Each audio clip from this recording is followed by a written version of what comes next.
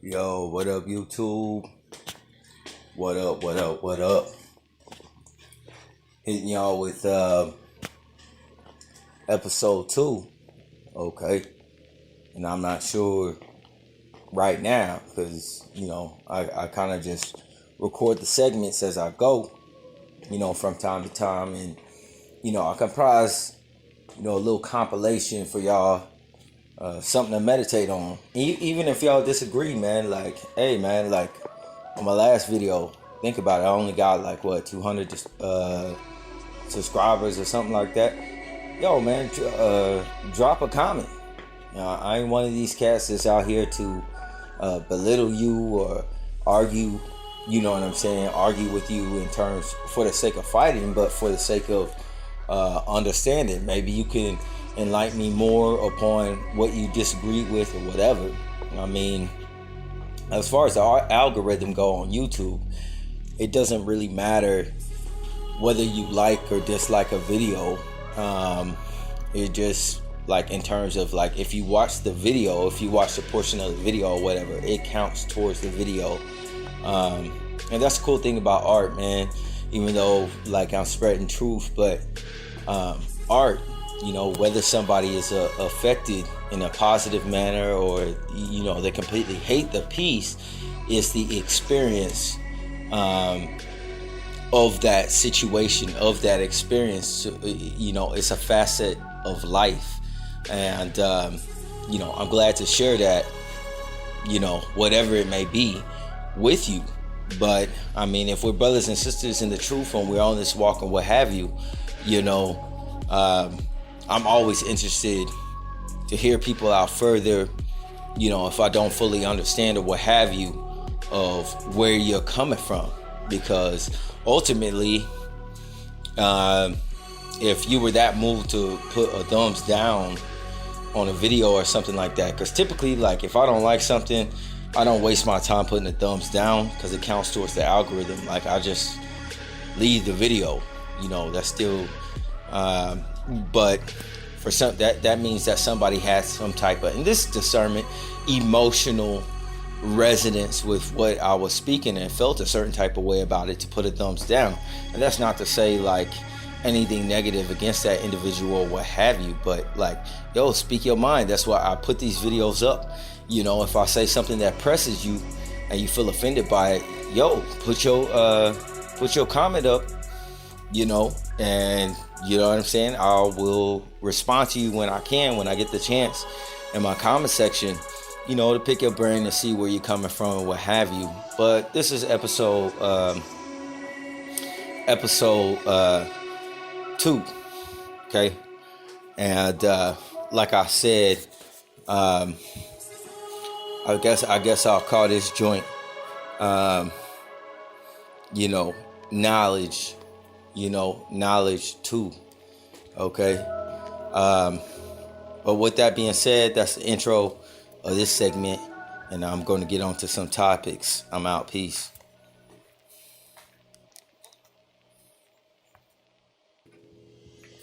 Yo, what up, YouTube? What up? All right. In this segment, I'm going to talk about, where this segment is I guess I'll call it, this segment is pretty much knowledge from where. And the reason why I say that is okay, where did you get your knowledge from? You know what I'm saying? Where did you get your information or your understanding from? Because you got to have a source, right? You got to have a source. Something influenced you, something inspired you to a degree. All right.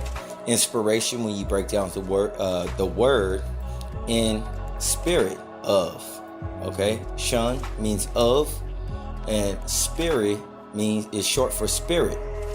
In spirit of, what was you inspired by?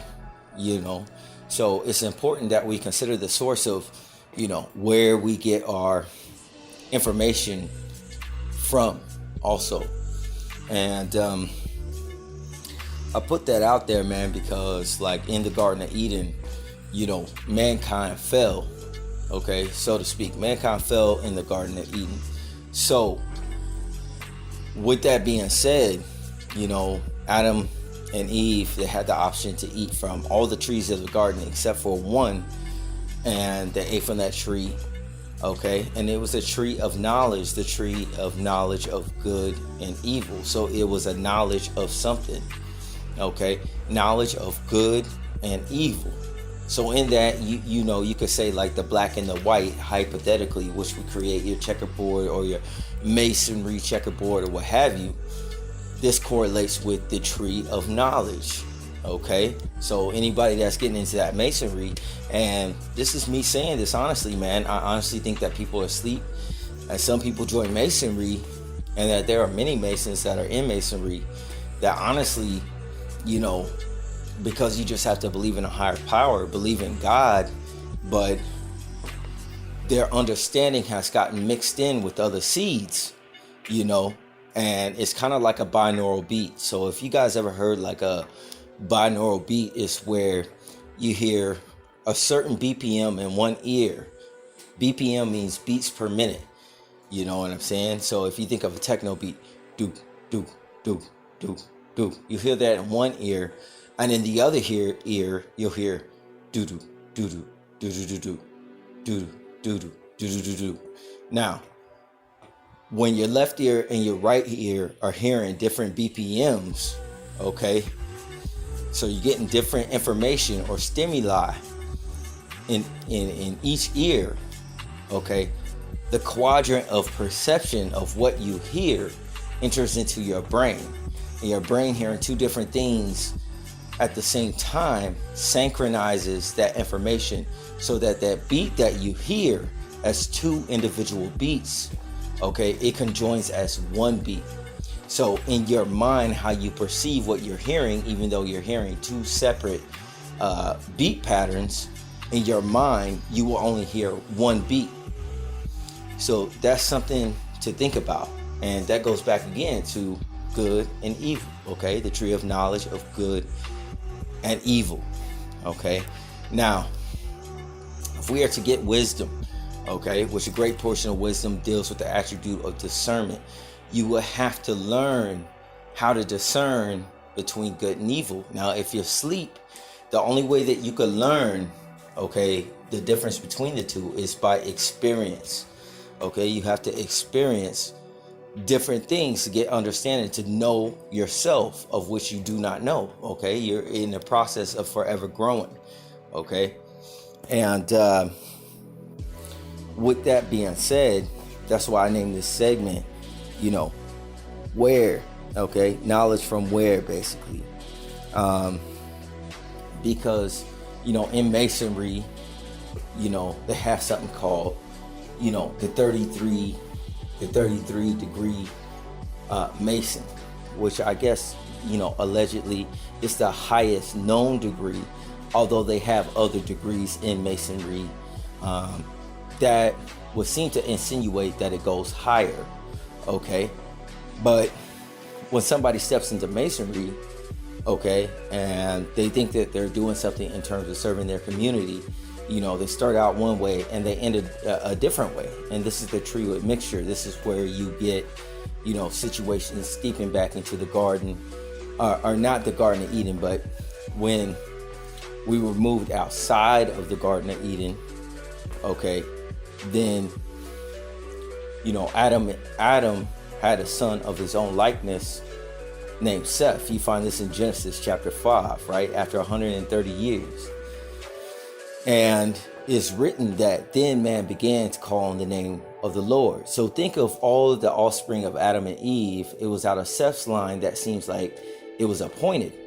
And out of Seth's line, if you pay close attention, you get the generation of Noah. And out of Noah's immediate and a slightly extended family pertaining to the wives that his son took, his three different sons took, you know what I'm saying? They were the only ones that were saved out of the entire world.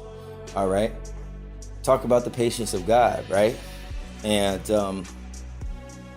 so when we look at the situation, I want you guys to consider in the fact that out of Seth's lineage, he probably had many sons and daughters. right? Out of that appointed seed line. Many people want to point to the fact that, in Genesis, that, the flood came because of the so-called Nephilims. And Nephilim means earthborn, okay? And is common stipulation that, these were the offspring of fallen angels, okay? But the word angel means messenger, okay? So when we think about this situation, okay, it pertains not to appearances, but principles. What type of message does an individual carry? All right. If you carry a message of the truth, if you carry a message of Christ, you know what I'm saying? A human being can be considered an angel. But if his message changes, then he can be considered also a fallen angel. That's not to say that human beings are divine angels, but it just says sons of God there. So it's not really specified whether angels came down and took on women. And this is something to think about, because spirits are spirits and physical beings are physical beings. So when we get into this ideology, we have to think like, did spiritual beings come down and take on human, physical carbon-based life form type women? And the fact of the matter is like, I find this as of recent in deep speculation, because it just quite possibly wouldn't seem to be so. All right. The physical makeup and what have you of a human being, the flesh and what have you, that just wouldn't seem possible, okay, to come from the loins of a spiritual being. All right.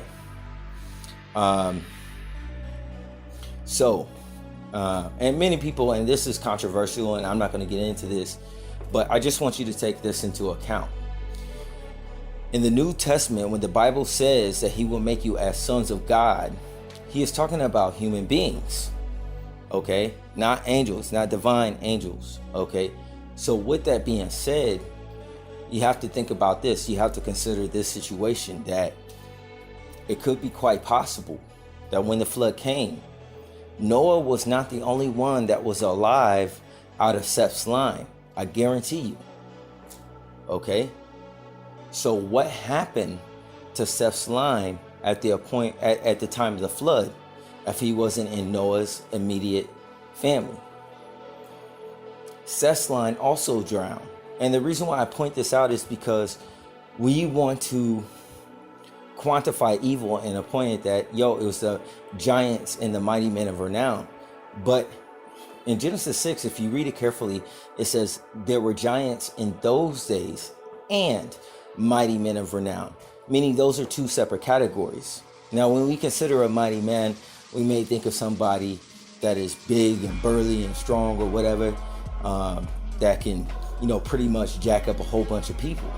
But quite frankly, let's think about, in today's time, somebody that is famous, somebody that has prominence in society, such as a senator, a governor, or a president. Although they may be short in stature, it may be a man that's 5'3", but the eminence of his presence, and the glory of his position, he could point to someone on the other side of the nation and have that person marked, and it will get done, and nobody will ask any questions. So even if the mighty men of renown were hypothetically giants, their arms couldn't reach across the nation. They just weren't that giant. They weren't that big. So that's something you have to think about. Might can come in many different forms, you guys. And that's the scary thing about it. So when you think about today and so-called secret societies and celebrities and politicians and presidents and prime ministers, these people are going to have more might than an individual that's a giant. If there was a giant living in today's time, that had an issue with the president, it would be done in a second. They would give him the pit pat. He would be put to sleep. You know what I'm saying? Because he's not going to be able to take on all of the power and prowess that that individual has under his wing. Okay? And that's just something that I want to point out.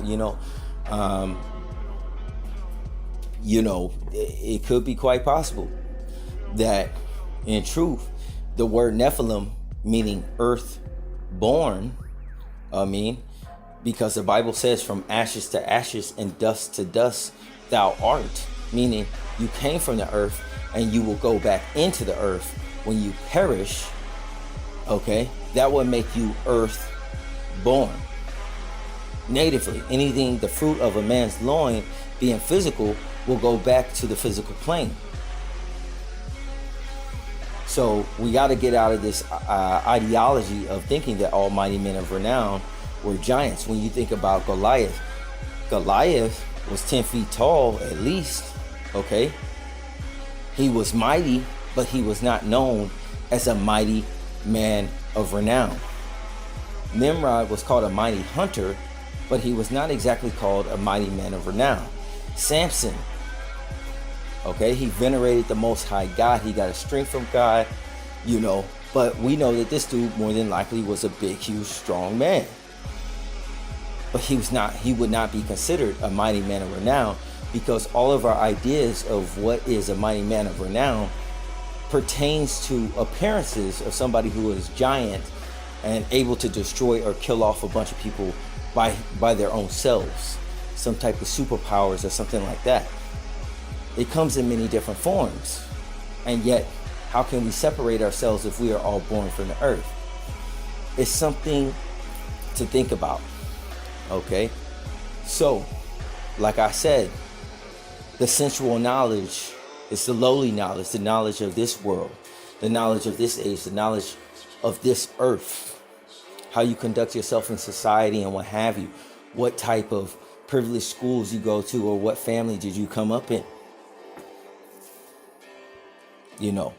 could preeminate the fact of your prowess or how pronounced you are, your ability to move weight in society, your clout.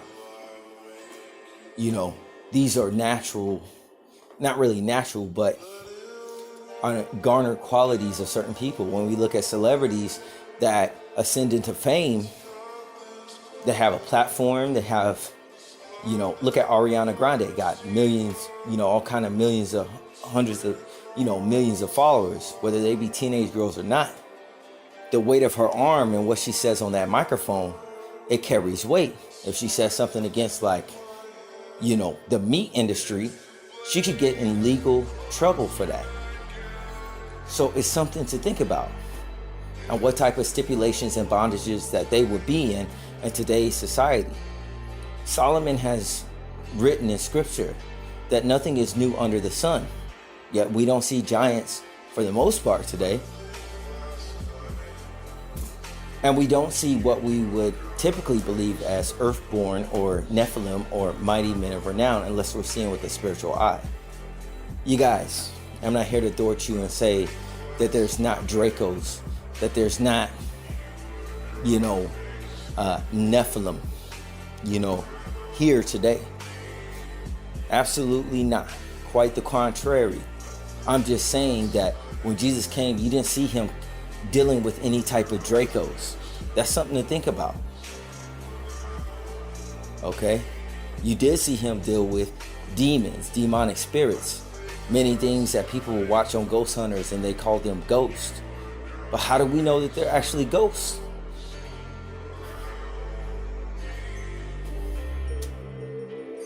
That's just a thing, and that's just a theory on that portion of scripture, you guys, because what is the separation of that? I have a very hard time seeing that a divine light being, whether they are fallen or not, coming down into the earth and just dealing with women having a whole bunch of children. Some of you may think they were cannibals, they eat people, but so do tribes in the Amazon. They just eat people on a regular, or whenever they come across them. They're cannibals in the earth today. Secret societies have many exploits where they garner, the fact that they are down with cannibalism. It's something to think about. It's not too foreign of today. We don't know what's in that hamburger anyways. There was an article back in the day that touted that Pepsi put, baby aborted placenta stem cells or something like that in their Pepsi. In the Pepsi. So we don't know how deep it really goes. Okay? But if you look at Chicago or Chirac, their murder rate, or you look at some place like Gary, Indiana, for heaven's sakes, shout out to Black Pandera, okay? He lives in Gary, Indiana. That's the murder capital. The murder rate, they're killing people like crazy. I bet you money that, as in the times of old, these people are killing people left and right. That's what people do on the weekends, right? Something went down or whatever during the week. These people gather up in a car. You know what I'm saying? They mark someone out on the weekend. You know what I'm saying? That's just a typical day in life. Feds kicking through your door in the morning in certain cities. Now we take something that's visceral as that and we look at targeting. We look at our situation of targeting. It's not the situation of me saying that there's not fusion centers or what have you. It's highly unlikely because each of our targeting is pronounced and individual, meaning that it's separate, meaning that we get nuances of the same thing, but our experiences are completely different. That would describe a peculiarity, something that's peculiar.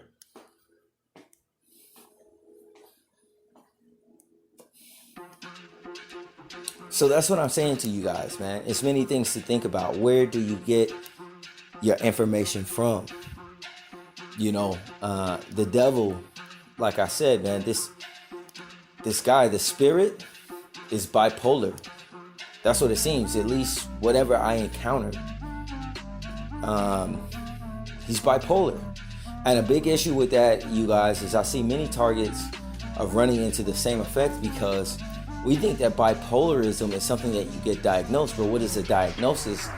Then man's knowledge, having an idea, and the DSCM, I think it's called, for the psychology world, they get in a room and they vote on attributes or characteristics of a certain psychological trait. Doesn't mean that they're completely right or that trait can garner more qualities. What are they really into? If the soul means psyche, and the psyche is the mind. That's a spiritual thing. What is your psychiatrist telling you? What is your psychologist telling you? Not to say that they're wrong. They're there in their profession, and they studied this craft, and they're trying to help you. That's what they do for a career. That's what they do for a living. But I'm just saying that many of these people that do the psychology are in secret society, or not exact, or at least Masons or whatever, and they're very aware of spiritual things. Okay? So that's just something that I want to point out. Also in scripture, they talk about a beast from the sea. And on one level, when we speak of the beast of the sea, we're thinking of the physical sea. Like a beast is going to come out of the depths of the ocean, you guys. But, quite frankly, your consciousness is as a sea. Okay, so like there's degrees of consciousness. Like I said, they got the 33 degree so-called Mason. Now we can get into all the esoteric stuff, the spiritual stuff about the angels descending on Mount Hermon.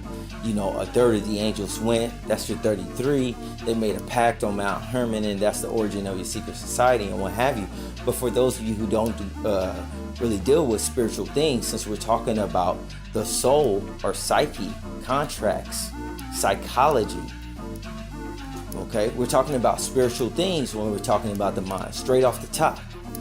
We just don't have any understanding of the words, and there's 33 degrees. Somebody enters in one way and they ascend another way. And what did Satan say? Satan said that I will ascend something, and put my congregation on the mountain, and I will do this and I will do that. He had 5 wills that he declared that he was going to do before God, and he said that he will be like the Most High. So the predominant factor of controlling society is the Masons, and the fact of the matter is public things. Public people can go to these Masonic meetings and what have you, and they tout this. But where do they get their knowledge from? The principality of the air, a spirit, appoints who is going to ascend through their ranks in Masonry. Then when they do their plays or what have you, they have a certain understanding that when that play ends, of how to conduct themselves, which secretly they rise to the ranks that way within the internal structure. This is a psychology, and the degrees of which they step, more and more of that spirit enters in. Such is the same way that when we go out here and we look at this world, and this world is in confusion and madness, that we have all of this knowledge heaped up on technology and what the education system is doing, what police brutality and what have you, and yet none of it really connects. So the Bible, the Word of God, Christ, being considered as the tree of life. A tree has roots, it shoots from the ground, and it has many branches that spread out far and wide. The Bible is like the main line, the trunk. And then we are like the branches that go out and we research and we weigh things. But what are we weighing them against? And if you don't have a main line, a lot of information when you get into philosophy and psychology, when you get into spiritual things, quantum things, metaphysical things, calculating numbers in certain things such as gematria, a lot of those things can become convoluted without having a deeper understanding of spiritual things. So we talk, when I'm talking about the beast of the sea. What are we talking about as a beast? We're not talking about a draconian.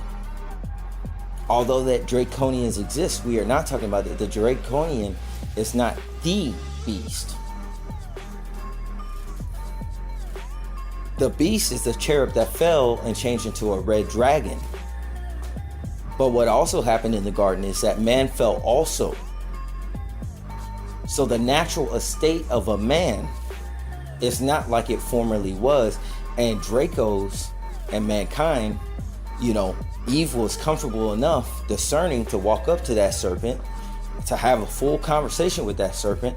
And that serpent was not concerned with having sex with Eve or eating Eve, because they got their nourishment from the trees. It is also written that all of creation groans because of mankind's fall. This would include Dracos or great aliens or whatever else is out there.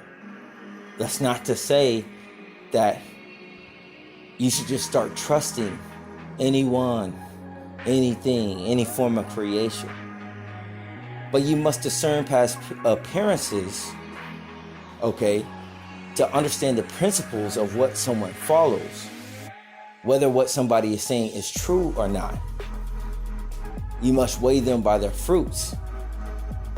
Because I'm going to tell you, the most dangerous thing in the earth is man. The psychology of man and his fallen estate is Chirac, is Gary Indiana, the murder capital. Dracos are not heaping up in cars and trolls. I don't care how many shapeshifters you find to go shoot up a bunch of people. It just isn't happening. Let's just talk about the facts. Man is doing that. And the fact that since the fall we have become so ugly that we don't want to look at ourselves, because we got to look at ourselves first. That is the truth. So when we talk about the beast of the sea and we consider consciousness, and consciousness being as a sea, as you plunder through the surface of the water, which is your conscious, and you go deeper into the water, let's say 100 meters down, you might be entering into your subconscious mind. Things that you know, but it's not as of your current foremost memory that you have on your mind right now. And you plunder in deeper and deeper into the fact where you're not coherent. That is like your unconscious mind. So when we talk about the beast of the sea, the natural estate of the man, the ways of man, and how he conducts himself without having a moral aptitude or code or what have you, that becomes quite different, because then it becomes very difficult to separate a lion in the wilderness from a man in Gary, Indiana, that's living that life. Let's think about it. A lion does kill, but a lion generally kills what it's going to eat, or whether it's trying to defend its turf, or whether it's trying to protect. You sell drugs on the wrong block, you're going to get killed. You're on the wrong turf. You wear the wrong color in the wrong place, you're going to get killed. You're on the wrong turf.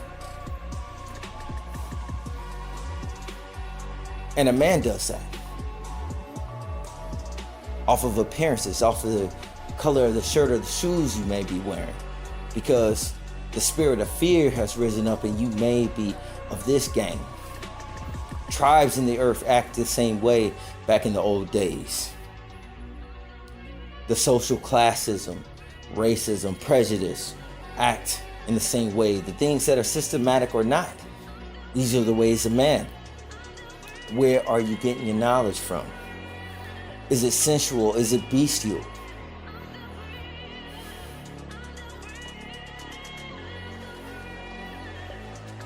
Are you falling into something that is more unconscious and is being driven by spirits?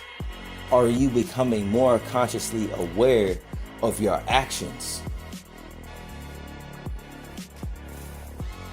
That is the difference, because the natural state of thing is at least a lion has a reason to do the things that he does. I think recently I seen an article where some lady shook her baby to freaking death. You got women that throw their babies out the windows because their husband is cheating on them. Baby didn't do nothing. We see this nature in human beings, and that's not me to dog down humanity, because humanity has very beautiful things, but we have to admit there is a vast darkly side to humanity. People worried about aliens. If I was an alien, what the fuck? Why the hell would I want to invade Earth? Them niggas is monsters down there. They Nephilims. Let's be honest. How can you separate yourself from a Nephilim? How can you separate yourself from the ways of man?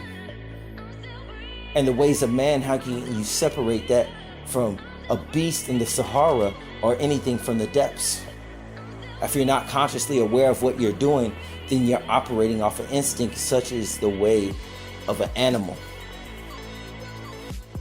And in civilization or society, this will make you as a monster. Who is the beast from the sea?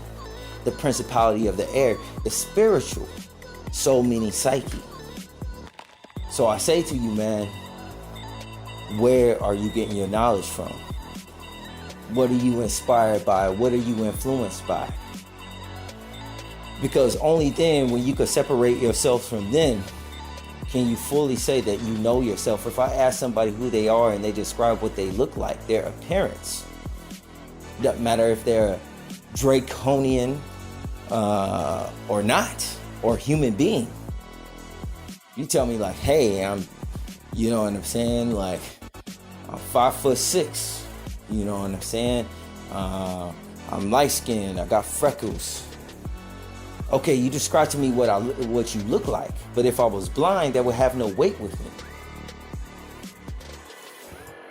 I would have to feel you first. Pause. I would have to feel you to a degree if I was blind to understand, but I still wouldn't know if you were light skinned or not, or whether you have freckles or not, or if you were lying to me. I wouldn't know that. You see what I'm saying? Who you are, what type of music do you like, what type of food do you eat? These things that are consistent, that are attributes of your true character, your nature. Where are you getting your knowledge and information from? That's something to think about. Peace and blessings be with you all. That's the end of this segment. I'm out. Peace.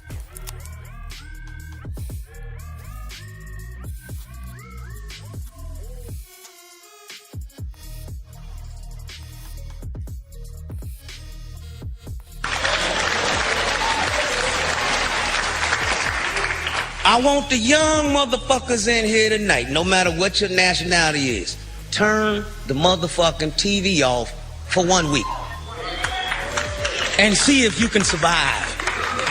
Motherfuckers are going to a television junkie motherfucking mode. Ain't no TV. I need my remote, nigga. I'm jonesing. It's called television programming. They telling you visually to program. You being programmed. You watch it on the news. It was on CNN, it's true. I seen it on Fox. It's real. It's bullshit.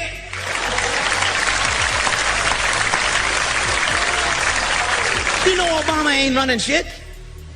Puppet on the string. That nigga ran for office and said, I'm gonna stop both wars.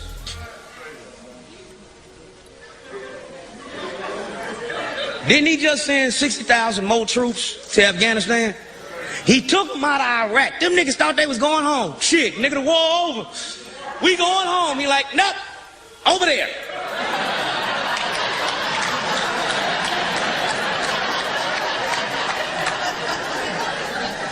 They wives and shit, family thinking these motherfuckers coming home, nigga, they get shipped to a new war. And you know these wars is about what? Money, money, money, money. Now, Iraq, we annexed that country. You know, took the oil, nigga. Now, if one thing you know about American motherfucking history, wherever we land, we don't leave. We already got 3 bases, permanent bases in Iraq. We still in Vietnam, still in motherfucking Korea, still got a base in Japan. Everywhere we land, we don't leave. You know what I mean? I thought it was called the United States of America, not the United Empire of Earth. You will do as I say. How the fuck we gonna go over to Iraq and tell them we giving these people freedom? They didn't ask for it. Wasn't no Iraqis over there. Come on over here. We want to vote. Them motherfuckers was chilling. Now we over in Afghanistan. You know what we there for? Opium. The 90% of the world's opium comes from holla at your boy.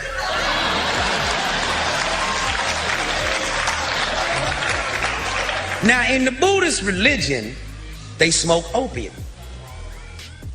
There's 1.6 billion Chinese. In order to control China, you must control opium. China owns 90% of our debt. Welcome to China. Learn the language, ni hao ma. Xie xie ni. The Chinese ain't to be fucked with. One Bruce Lee would fuck up this whole room. 1.6 billion Bruce Lees? Nigga, leave him alone. Oh, America know who to attack. You ain't never seen them go fuck with China.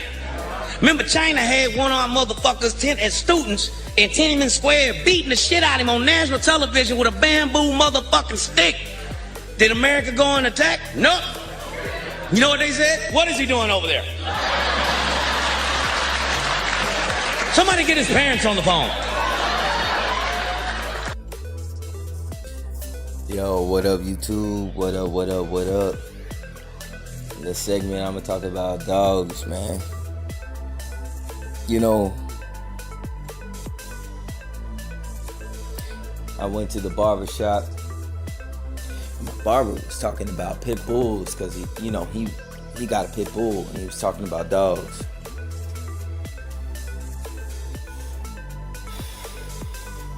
He said the pit bull, man. The pit bull was bred for fighting.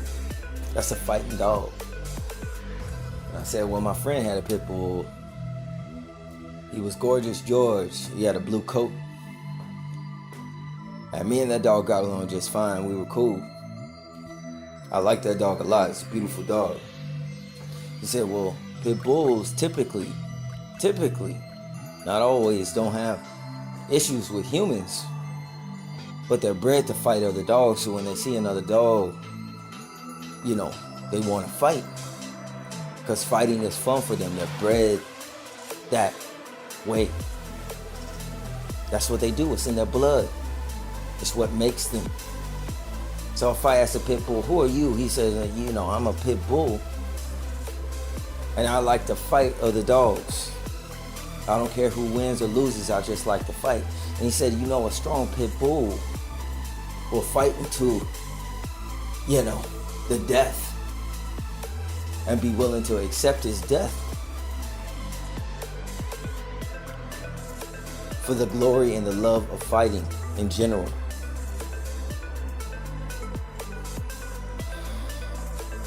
That's the nature of the dog that's been bred to be that way. So when we think about this thing, what is the nature of humanity in the inner city? Places like Gary, Indiana, or Chicago, Chirac, coming up in situations and circumstances. Money's hard to come by. Many of us want to look and just say these people are monsters.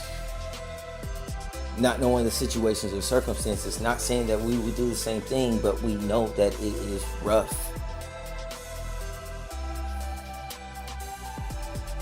You coming up as a young adolescent or youth in these type of situations, what type of oppression is that going to put on your psychological mind?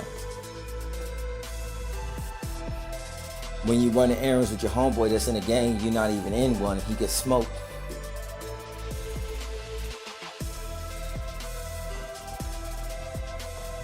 Maybe you do it yourself, maybe you join the gang, maybe you have a different set of patterns and senses and learn from the situation. We don't really know. The oppression of those circumstances are constant, systematic. Many pollutions are put in the inner cities. Drugs, pharmakia, which is a form of sorcery. Things of this nature, we don't really know. It affects everybody differently.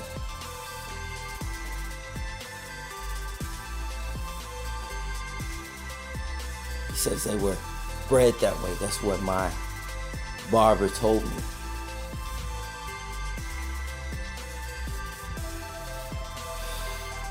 And that's what it made me think about. Could humanity be engineered? As we get into this technology, we're heading towards humanity 2.0 with virtual reality or Elon Musk neuro tracing. The brain initiative, everything like that, what have you. People who just go with the flow, which garners our banking system and currency. Gotta make that money. Gotta get that money, man. Bone thugs. Think about it. Whether it's a cutthroat corporate situation and you wear a suit and tie, or you came up in the jungle, a concrete jungle. Whether you're an illegal pharmacist, a culinary chemist in the kitchen, meth, cocaine, what have you. And it flows into the currency, into the lungs and the hearts and the minds, up the nose, ingested. They're bred that way.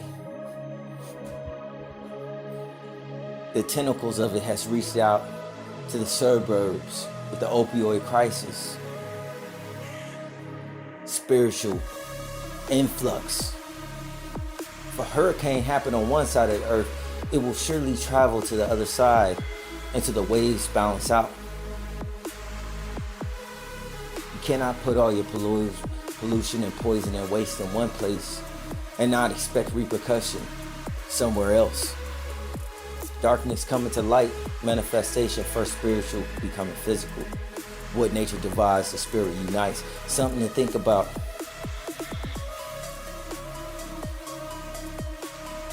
They're bred that way. There was a character in scripture named Gideon, sought to serve God, and he went to some place called Pineal.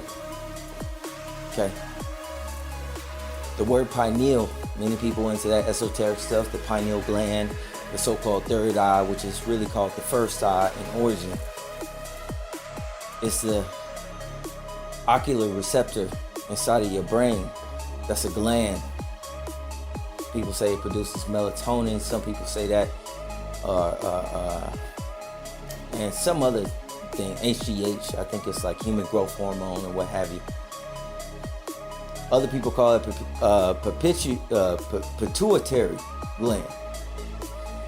All in fact, it's the same. It's just a gland, but we attach all these spiritual things to it to mean something different than what it is. Your brain itself is a gateway, psyche, soul, mind.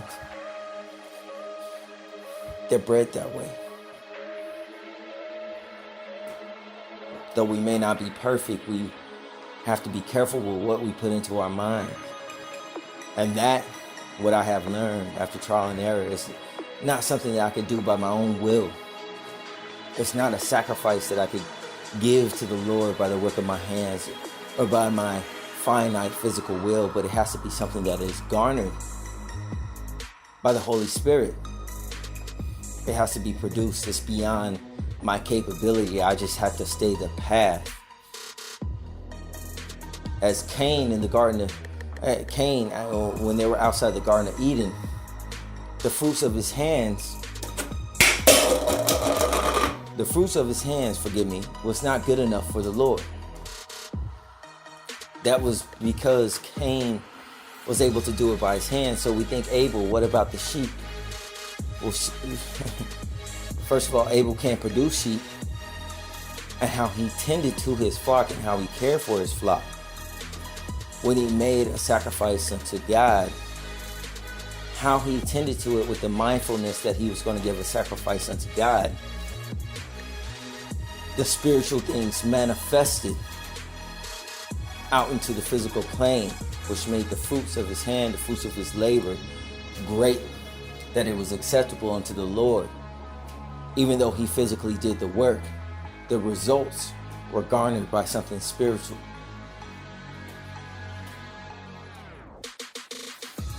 I'm gonna tell you right now, your pineal gland won't do shit for you. It's just a gland in your brain. The physical calcification of that gland doesn't mean anything. Doesn't matter what you do, it's spiritual things. They were bred that way. So if you're getting bred to adopt cultures and what have you, things that are foreign to what you used to know, since the time of paradise, when we fell and then we left, the many foreign things you accept and adopt it as normal. And the ways of man. We see a killing on the news and we don't even flinch. That's typical. What else is on TV? Maybe The Simpsons. Something to think about. Even though we didn't commit the act of killing, our mind is so desensitized that it is as if being cutthroat. We concern ourselves little with these situations.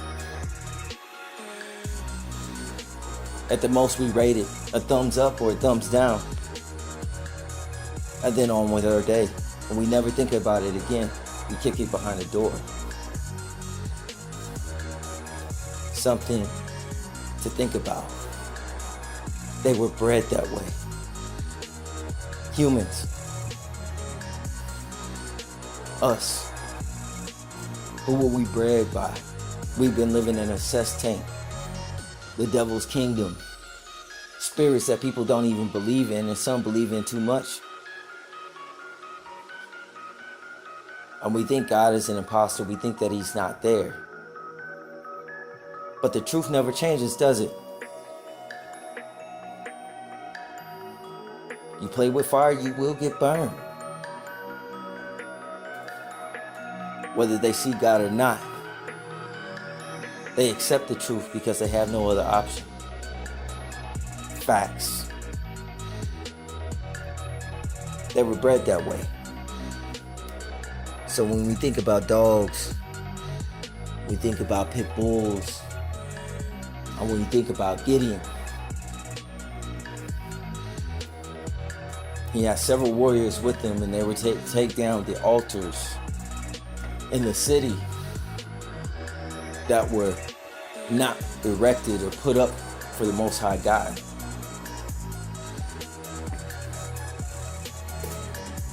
God said, this army is too much.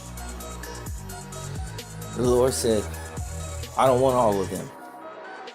But give me the warriors that when they came to a lake to drink water, they were on their hands and face and lapped it up like dogs.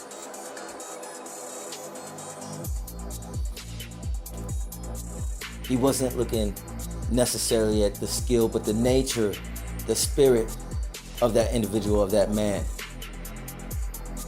That maybe they just had it in them, either that fire or passion, or maybe they just like fighting.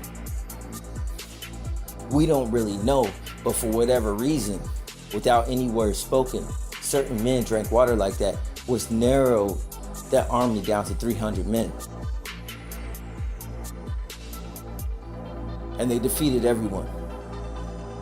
Of course, with the help of the Lord. You say, oh, the Lord wants people to lap up water like dogs. No, that's not true. It's the fact that in the state of which we fell, that we are no greater than dogs. That we turned our face from God and we were bred that way. Certain people aren't so high-minded not to do such a thing. Knowing their no true nature, they keep it 100 without any words being spoken.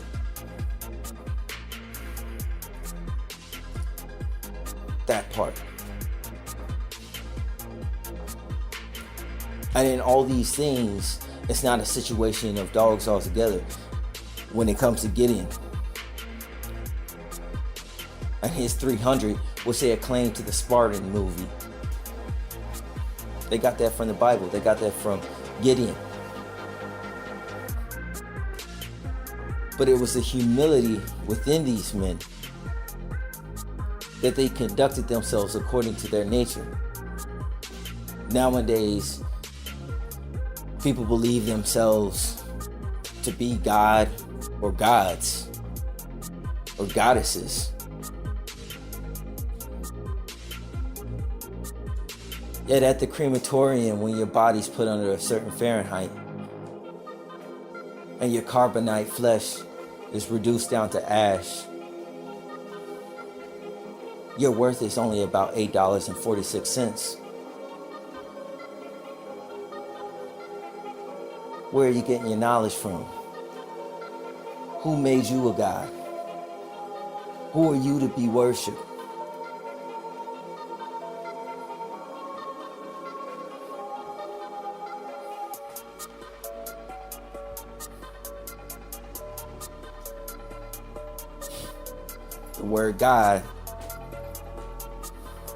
The word God, if it's said backward, is dog. Canaanites worship the dog star. We ain't gonna get into that. There are certain things, certain beings that you garner as gods that's still not the Most High God. Yet you are not humble enough to not recognize that which oppresses you and those who have lived much longer than you. To call yourself a God. I can tell you one thing that any gods don't do. They don't spend their life making YouTube videos or putting their pants on one leg at a time or worry about being naked. That's a spiritual thing. So be careful when you go out there. And check your ears, because you can't hear like dogs. And you can discern the voice and tell the difference between good and evil. I say these things with love, you guys. When we talk about breeding, when we talk about how the slaves were done, ancestry, other things that I care not to mention were done into the slaves, and you think all of that is worked out of your blood on your own. Those ways, that spirituality that you could point at others. Be careful that the thing doesn't manifest and oppress you.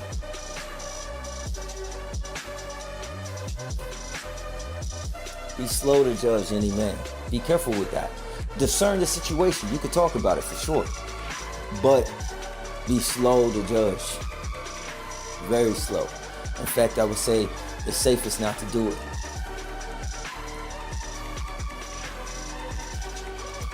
You may consider where you are or how you have it because of you, rather than it being a blessing. Very important that you recognize God, because you didn't do that.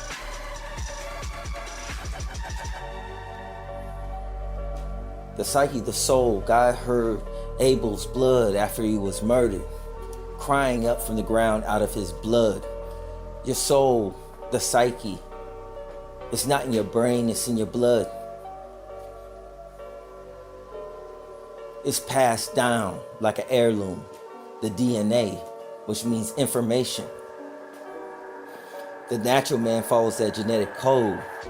So even 4 generations down will have habits of 4 generations earlier, attributes, characteristics. That would kind of make you as an old man even though you're young.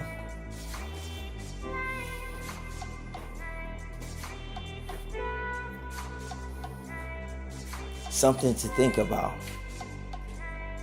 So with that being said, this segment is called Dogs, and I'm gonna leave it at that.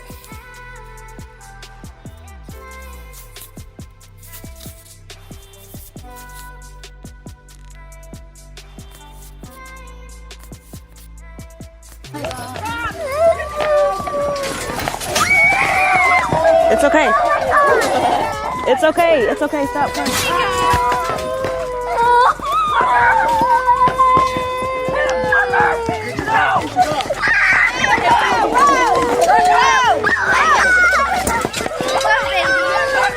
Get the dog.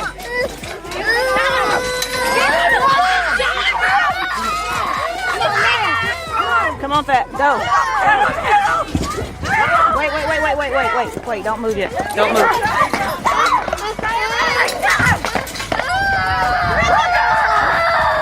Go with Justin. Go with Justin. Go with Justin. You want to jump off? Get the dog!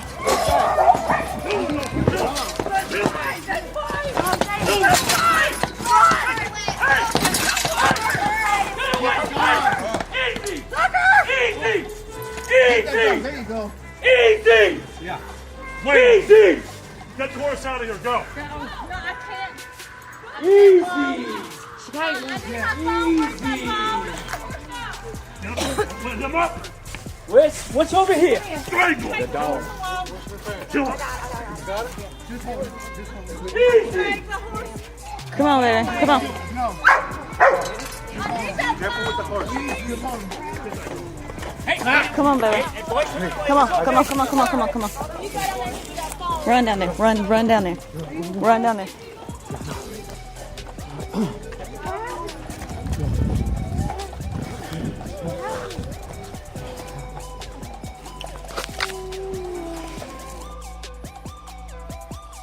Yo, what up, YouTube? This is about renewal of the mind. We're gonna talk about the natural man versus the spiritual man. Alright? So, you guys, in the Garden of Eden, like I said, mankind, we fell. Okay, when we ate from that tree. While people are looking for the beast or the mark of the beast, they should first discern their actions and the ways of man. If you are in the way of the world, how you conduct yourself. Christ died for the world in John 3:16. That would make all men properties of Christ, or you could say of Christ. But those who don't accept Christ are naturally anti-Christ and natural, the natural man, because we had to learn about Christ, get baptized, and then be sanctified, which is not a process that we can do on our own. That's something to think about. This ain't me judging any man out there. But I'm going to see things differently than a lot of you all who don't accept Christ, because I'm growing at a different rate and I see things on the upper playground. I see things in the spiritual measure. We could talk about knowledge all day, but where does it go? With the wisdom I obtain, I can actually use that. But it's madness to you or useless to you. And the Bible said it is futile, basically, to explain spiritual things to a natural man, because the natural man won't understand it. In the Bible, it talks about for the angels who left their first estate, these are spots or blemishes at your Thanksgiving feast. Do angels show up at your Thanksgiving feast typically? In this verse, it seems like someone that you could point out or look at. See their appearance. Someone that you know, someone that's familiar. These are spots at your Thanksgiving feast.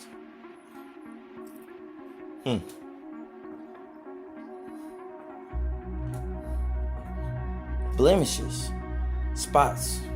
Going back to the dog segment, they were bred that way. DNA, information, genetics, genetic coding, the constructs and characteristics and attributes and the spirit of their nature. Not pertaining to the spiritual things that don't accept Christ. Maybe they act that way, or maybe they put on a mask and they look civilized. Who knows? We all watched the movie Black Panther. When you break down the word Black Panther, Pan is a deity or god. And when Black Panther took the heart-shaped herb, he was received the strength and the so-called knowledge and wisdom of his ancestors. Now let's look at the culture of Pan-Africanism.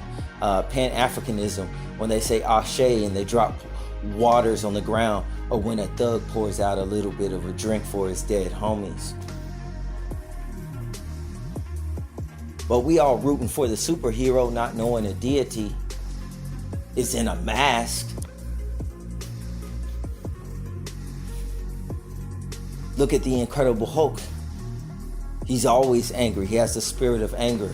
He is as a mighty man of renown. On the other side, he's some type of nerdy intellectual scientist that you shouldn't cross on the wrong side. Don't you find that interesting? And in a segmented clip of Marvel, there was a part where he turns towards some type of alien convoy before ripping apart. And they say, what is the trick behind you not being angry? And he turns and he looks at them before turning into the green monster or the beast. And he says, the truth is, I'm always angry, before turning into the green monster. And by the time he turned around, ripped apart that convoy. And we're rooting for the hero, not knowing that the Earthborn, the Nephilim, the mighty men of renown, when you look up the term and definition in the natural Hebrew, has the term heroes. Where are you getting your knowledge from?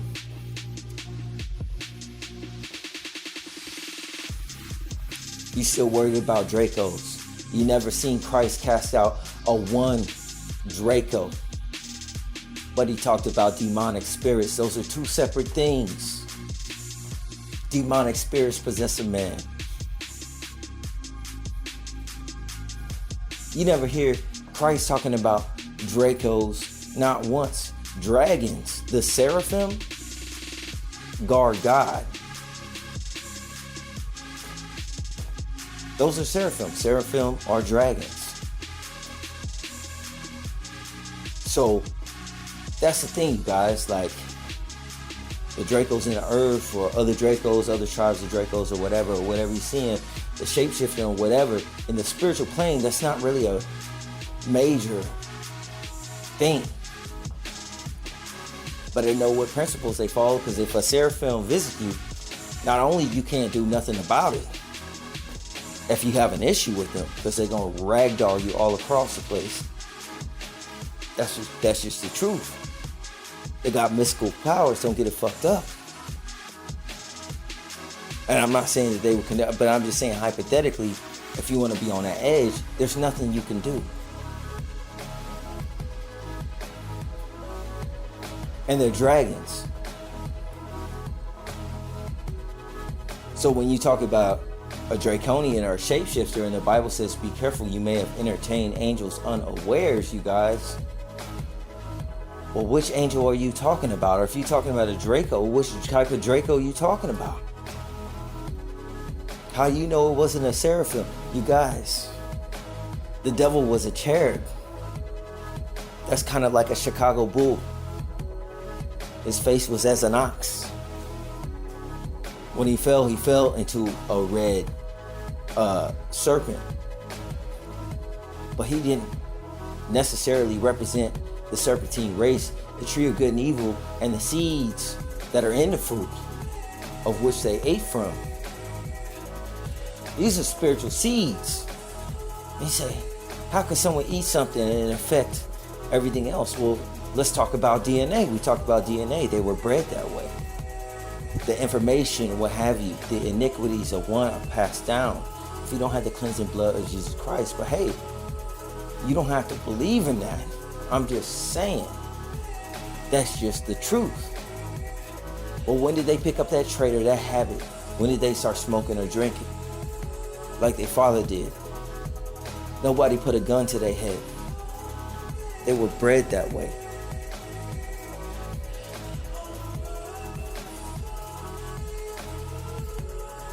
That's just the truth, you guys. Where are you getting your information from? Going back on topic, is to say that a fallen man or the natural state of man, I mean, this is just in theory, but how I see it would seem like 666, because if you look in the Bible, the works of the flesh, rivals, enmity, strife, animosity, murderings, killings. These are the works of the flesh. The works of the spirit are patience, peace, long-suffering, gentleness, meekness, humility. Completely different.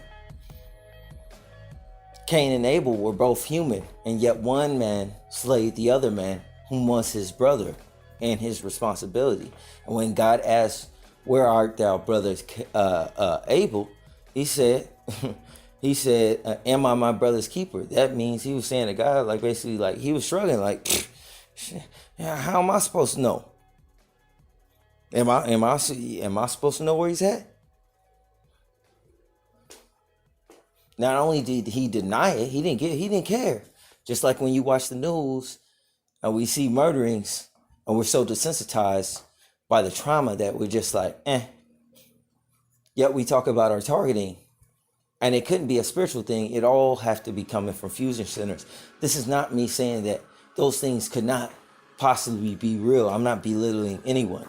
I'm just saying that you're oppressing yourself by not understanding spiritual things. And everything I say to you on my channel is going to be as madness. I don't know why you watch these videos, because, I'm seeking the Lord, because I'm looking at all of this, whether it be physical or spiritual. You're going to need God to get up out of this.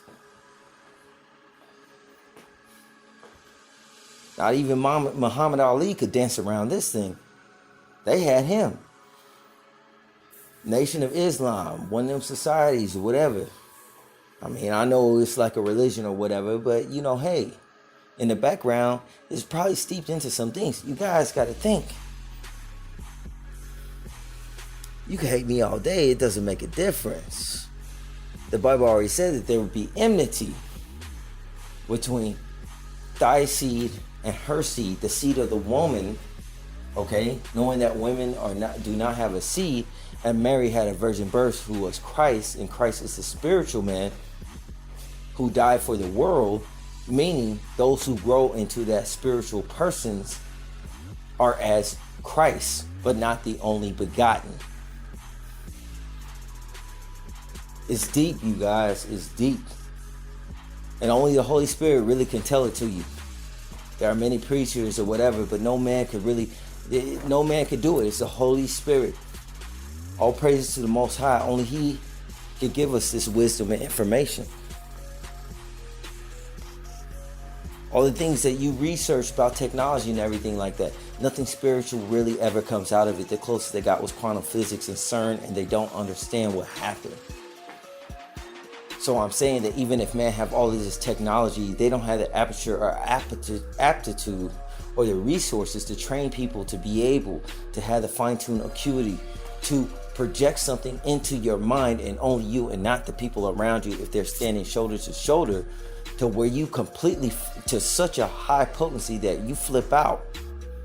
Meanwhile, when my mother worked for the tax company, how the government gets their money when she worked for that government establishment, do you know she had to bring her own pen? Because they didn't supply pens on the job. For her to do her job, she had to bring her own pen. Let's talk about resources and things like that. Let's think about it. This high level of technology, and they dealing with me out of all of these people, my co-workers and everything like that around me. And my targeting is completely different from the next targeted individual, yet we know what each other is talking about because we're talking about spiritual things, and therefore we grow at different rates. So your family, I don't know what they off into. We don't know people's personal lives, even someone as close as our family, but I can say this. You could have somebody who go to church or whatever that grow at a different rate. And we're under this pressure cooker of life. And it's kind of like we're getting, a total immersion in our growth, that the things that we are talking about, people have never even came in contact with. Your life is weird as fuck. You're freaking them out. So they're going to look at you weird. They're going to act different and what have you. The spiritual things that you see, the gaslighting and what have you, the aperture. When you think somebody has gaslights you or does something to you or something like that, don't say nothing. Just stand around them and look at what they commonly talk about. They're going to talk about some retarded shit they see on YouTube. They're going to talk about sports. They're going to talk about news. They're going to talk about the weather. Never even ever will they even get remotely close to things that you're describing and talking about. That is spiritual. You just haven't recognized yet. That's the grace of God. Yeah, there are patents for that technology, but the acuity for man to be able to use it. The amount of technology that's coming out now, the men, even though we have the technology and it's fallen angel technology or whatever, and we have it here or whatever, men do not know how to use that shit like that. They just don't. They just made it yesterday. They know about the parts that they got and how they had to put it together, but how to actually use it and fine tune it like that, we're talking about something in the quantum spectrum, because it takes time to learn something. I'm trying to put y'all up on something. I ain't saying that what you're seeing ain't real or what you expect ain't real. How could I know? I'm just saying one thing I do know for sure. You think it throwing out all this spiritual things I'm saying as garbage or whatever, man, you missing the bus. You way late. It's deeper than that. So the natural man is going to have enmity with the spiritual man. And when Eve went up and talked to the serpent, she was in spiritual. They had the Holy Spirit in them. But what is the first thing that Adam did after he took of the fruit and he ate it? After he concerned himself with being naked, where he never concerned himself with being naked before, he blamed God first for blessing him with that woman. He blamed God for a blessing that he had received, something that he liked, something that he enjoyed. He blamed God for that, for his reasonings of eating that fruit. So we know the Holy Spirit had left them. What happened? Man fell to where his natural estate, being ruled by his flesh. And when that happened, that caused enmity between the dragon, which is a spiritual creature, and the human, the natural man. That's where that enmity came from. Dracos were not eating humans before. And everything that you attribute to a Draco or any beast of the field or even lions or what have you, you could see in mankind and society. The police can't keep up with the homicides. Let's be honest. In a zombie apocalypse, you wouldn't be worried about the zombies. You might be able to kill all of them jokers off. You got to worry about man and scarce resources that know how to aim and shoot a gun, who could shoot you from 500 yards out, been hunting all his life. Something to think about.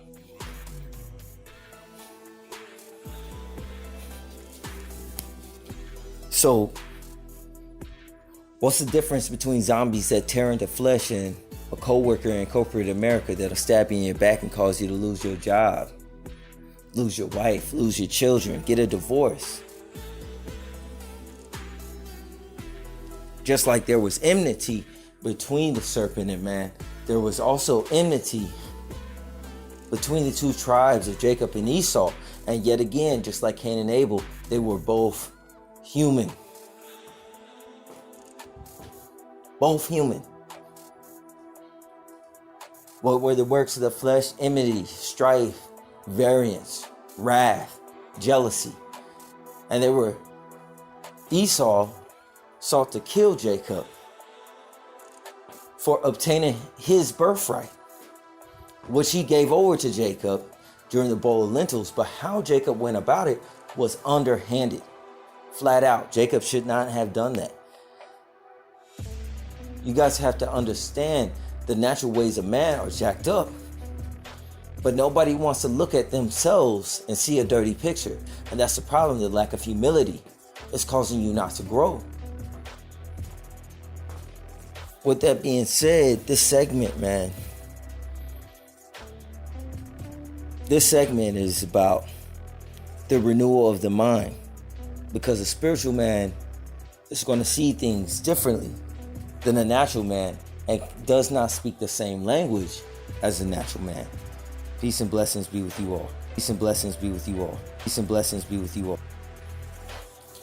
Let's talk about you. Let's talk about us. Let's talk about how we've been bred and conditioned in society. Let's talk about that. All right? Now,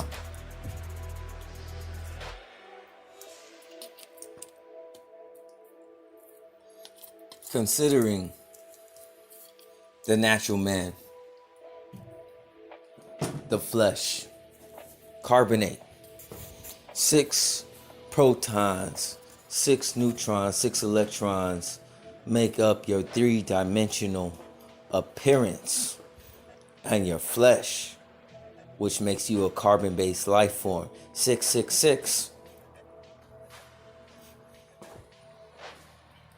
That's the truth. No man can escape it. No physical man that has a physical body can escape it. That's what it is in this matrix. Another word for matrix is womb. You can look that up. That's in the Bible. The Bible calls this place a womb, which is equative to a matrix, a place of forming, a field, if you will. But all we see is concrete and boxes that we go in and out of. We call them homes, places, jobs, boxes. No different than jail cells or institution. What's the difference? The plantation never left. It's still here. It's in classism to hide the racism, to hide the prejudice, constructs, dividing of society so that people don't come after the rich. Poor people killing other poor people. Environments. These things. The power of words Let's talk about you. Let's talk about your youth. Let's talk about all the things that you were doing in the ways of this world and the ways of your flesh, and how targeting has changed you to not be as you were. Let's talk about that part. Let's talk about targeting and how it's hard to discern from discipline, because we don't want to think that we might be getting discipline from God. And if God is disciplining you, God forbid, you don't want to tell him to stop, because you will remain evermore. Who wants to be like that? Who I was before, I was a monster. I ain't gonna even hide it from you guys. I was a freaking monster. I was out of control, man. I was so sick in the head. I was so sick in the head, you guys.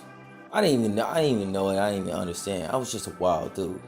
Remember, I had a buddy named Danny at the lap. You know, I was in Cali. We were at a party. We were going to get some weed.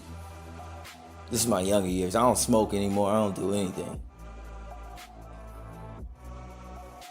Daniel DeLapp, man. We were going to get some weed. We picked up some type of pusher. He was like, yeah, we got to go to the trap house or whatever. It'd be $60.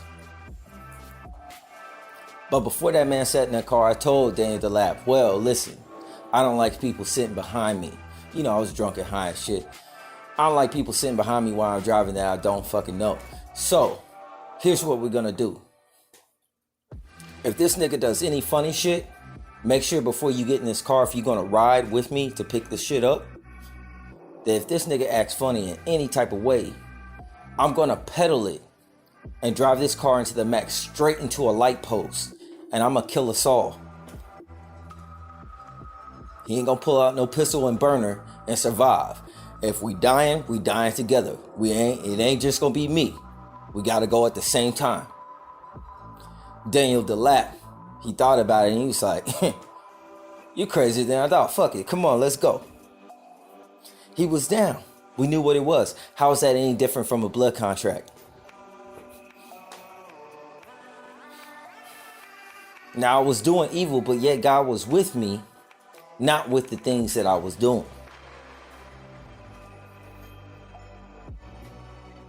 He was with me not because of who I was that day, but who I would become. Because I didn't know who I would become. I was so lost, I wasn't going anywhere. I didn't really know. I was in art school. I was just trying to get a job, nigga. 100. And sorry, my frame, man. I'm just retrospecting back into my frame of mind of where I was at. I can tell you another time after I graduated, I came to Kansas City and I was so depressed. Being separated from my friends. You know, I had gotten a girl pregnant. I didn't know. It happened.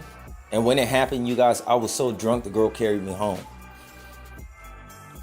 A lot of you guys sit up there and be like, yo, he's blaming the girl. Nah. It took me 2 years to remember this. When we got into bed, I was like, yo. No, I didn't say anything. I guess I just rolled over and I was trying, you know what I'm saying? Young nigga, man. You know what I'm saying? So she was like, yo, you're drunk though. You drunk. So, you know, my pullout game was gone. I didn't know. I was like, it'll be all right. So then it happened. And then she was like, and she was like, oh my gosh, yo. And I was just like, she was like, yo, you know what I'm saying? And I was just like, it'll be all right. It'll be all right. We'll talk about it in the morning. I passed out. I was gone. You guys took me 2 years to remember that. So she didn't say anything for the next 2 weeks. When I woke up, she was all lovey-dovey toward me and what have you. Okay? This was a girl I dated that was from Fiji. When I lived in Cali. So I didn't think nothing of it. I was moving in 2 weeks, you guys. My furniture left, everything left. So when she came back, the closing weekend in which I would leave to move back to Missouri, she was like, tells me, we're on our way out to go partying and shit like that. My homie said that. She's like, yo, I miss my period. And I'm like, yo, like, what does that mean?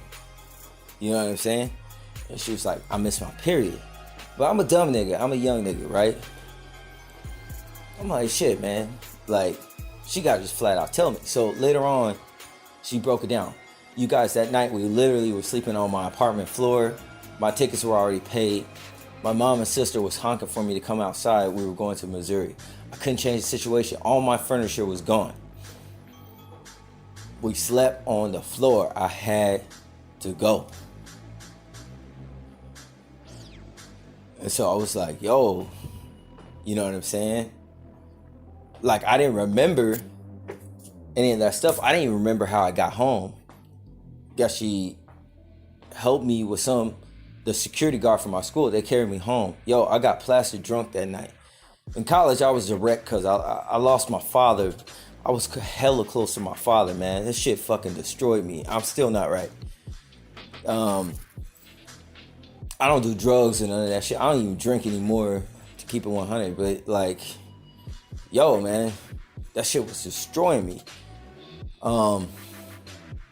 Anyway, man, it's like, I get on a plane, I get back to Missouri or whatever. We're talking on the phone. She's like, what you want to do? And I'm like, yo, I'll support whatever you know what I'm saying, you want to do. You guys can move here. Okay, we'll have to stay at my mom's for a while. Or you could stay there. I'm going to find me any old type of job. I'm having a hard time finding work. But I'll get a job at McDonald's. I don't give a fuck. Like, you know, and I'll send you money. She went with all that. And I was like, well, listen, you know, whatever the case may be, whatever job I find, I'm not in a place where I could just jump back out to California and things are going to be all like, you know what I'm saying, thrifty nickel and what have you, and stuff's going to work. It's just not going to happen. You know, not that I wouldn't do it, it just wasn't going to happen. I really like that girl, man. Beautiful. Really like that girl. But, I mean, the fact of the matter is, after I said that, she decided on her own that, you know, she decided she was going to abort it. So she aborted. And then after that came the despair in her. She used to call me the worst, decrepitable things 4 hours at a time. And I would listen because I felt I deserved it. Every day. Some days she would miss. Every now and again she would miss. But for about 2 to 3 hours or 3 to 4 hours, she would do that. I knew she was hurting, man. And it took about 2 to 3 months before it sank in with me, before I started to lose my mind. That shit was killing me because I had a big family, but a lot of people died, man. A lot of people died. To put it frankly, so many people died in my family that, you know, you guys, once I leave this earth, that's it. There will be no more of my DNA here. That's it. When we talk about a tree, when we talk about the branches, when we talk about the stems that come off of those branches, like, I'm the last little nub of a stem. You know what I'm saying? That's me. I'm beyond endangered. Spirits joke about extinction around me. Things people say. Ways it passes my ear. And I know what it is the minute they say it. That a spirit is there. They don't know what they're saying, but that spirit do. We would call that targeting, but I understand the spiritual things, the upper playground.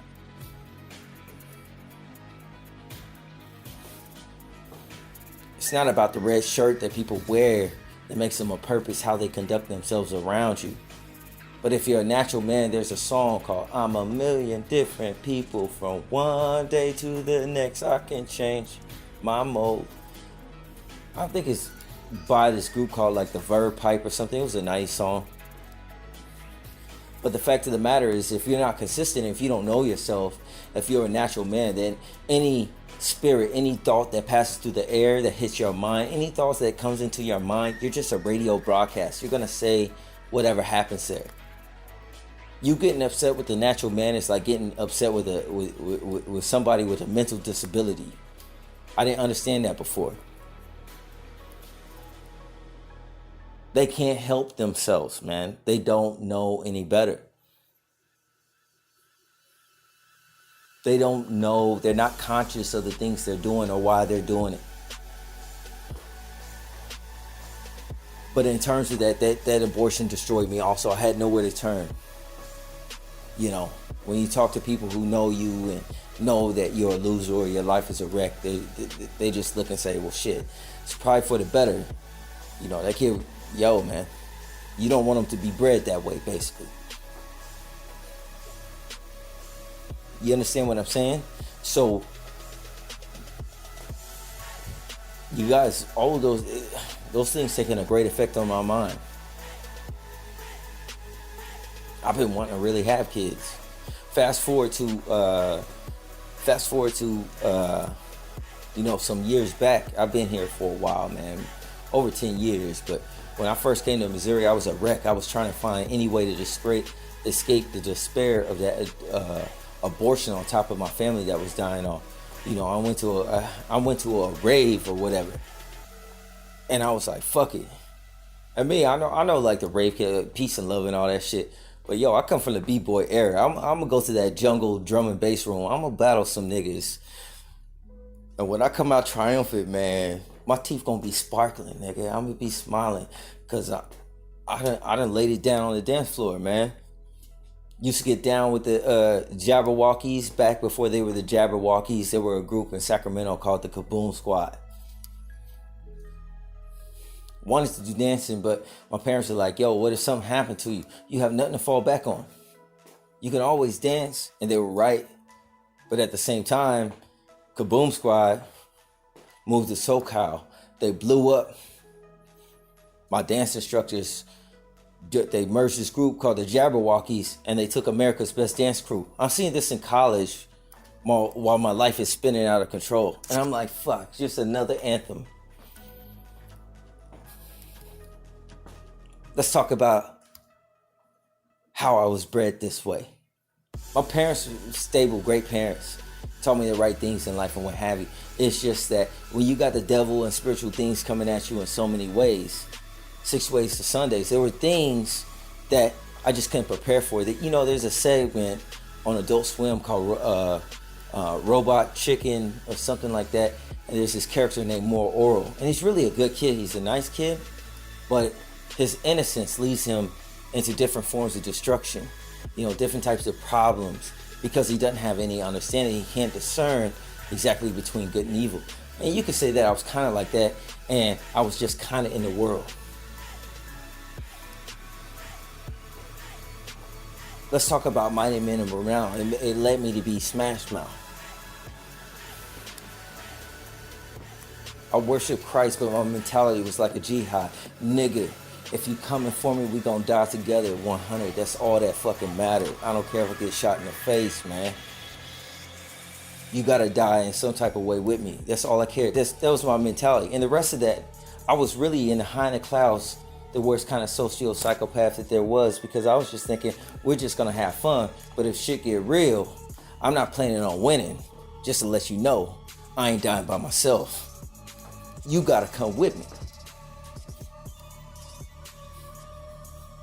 Wasn't a situation of retaliance or vengeance or anything like that. It was just a situation of, nigga, that's just what it is. I don't want to die by myself.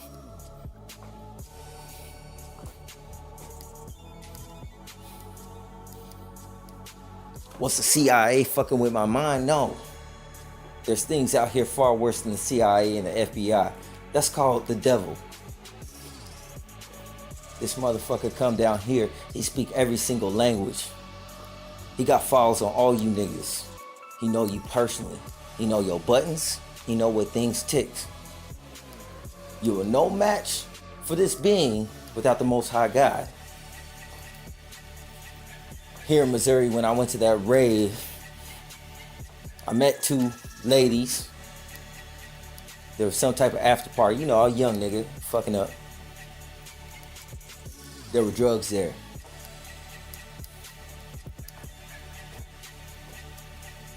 I was effing up. I was doing all kind of drugs, cocaine or whatever. I give a damn if I incriminate myself. I'm coming with testimony of truth to show y'all niggas you could rise above this shit if you believe in Christ. But you ain't gonna be able to win through this shit alone. I did things around people and amounts of alcohol that would make bartenders nervous, and I would walk in a straight line. Spiritually, I was all over the place, getting ragdolled. Only reason I'm here is the mercy of God, you guys. Don't get it twisted. You ain't as intelligent as you think you are. Where you getting your knowledge from? And don't confuse that with the mercy and grace of God. You ain't nothing but a blood-filled bag for a mosquito to stick his fucking nose into or his mouth into. That's the fucking truth. Physically, that's all you are. $8.46. But spiritually, you have the potential for that shit to make things change. The devil got a short time. He can't have you wake up and realize that holy shit, God's been looking over you. Angels been looking over you. Because if you realize that shit, then all of a sudden them fear tactics don't work so good. And your mind control you break out of because it's a spiritual bondage, psyche, mind. Pharmakia, sorcery, equates to drugs, whether they're pharmaceutical ones or ones you get off of the street by the culinary chemist. And after doing several lines of coke that night, there was a mound of white powder. And in my eyes, I just thought it was Christmas. Now, I wasn't a guy that did copious amount every day, but whatever I did do, I did it in binges that would put all of these superstars under the earth. Something supernatural happened to me every time. I overdosed at least 3 times. A couple times I went back to the party. I've been pulled over once in high school for being drunk and driving my mom's car. I was able to fool the cop. I passed the field test. I made it home and went back to the party. Don't get it twisted when you hear me talking, saying he got his shit together. I got my shit together because I didn't have any of my shit together. The devil knocked me senseless. I give props where it's due. Not that I'm giving them props, but I'm letting you know. This ain't no Project Power Ranger for you to play with. This nigga is merciless. He catch you while you sleeping. And you say, but I'm awake, my eyes is open. So are people's eyes when they die. Let somebody close them. That ain't the type of woke I'm talking about. Nor the stimulants in your caffeine or the cocaine that I ingested in my nose in my youth. And in all of these things, they say these substances make you crazy. It's not the substance. It's your inability to realize that you were a baby to begin with, that you get so high and aware of your bullshit, that you never had it together in the first place, and you're completely out of control. You feel a little more natural high. Why you like it so much, but hate the way you feel on the typical regular. Then you get to the point of addiction to where you can't function normally unless you have some shit. Bondage. That part. I never got there. But when I did, and it used to be, I was wilding out 7 days a week. No question. Went to art school. Went to art school near Berkeley where they had Woodstock. Come on, we all know what Woodstock is. They were bred that way. Nike, just do it, nigga. Let's keep it 100. No serpents were around that I could see. No devil was around that I could see. But even if there was, nobody told me to eat from that tree. They were bred that way. So I see this mound, this heaping mound of Christmas. In the second in my mind, I imagined to build a snowman, but my blood pressure was shot, my hands was trembling. I just decided to go in with my nose. I snorted and I'm thinking, what the fuck? this cocaine is different than the kind before. People are looking at me, their jaws are dropping. The shit was bath salt. My so-called friends that I met at the rave, they never told me. I didn't know that it was bath salt. This was the same shit that caused that man in Florida to run through a freeway and eat this guy's fucking face off. I'm sorry for being so visceral. I just want to imprint your mind here so that you understand. And I ain't saying that you me. But that lifestyle, the rich and famous, I don't need to be rich to have it. Money don't have to money don't really have much to do with the devil. The devil's after your soul. He got money. All these drugs, very seldom, very few times I paid for anything. Funny how opportunity is there for you to destroy yourself.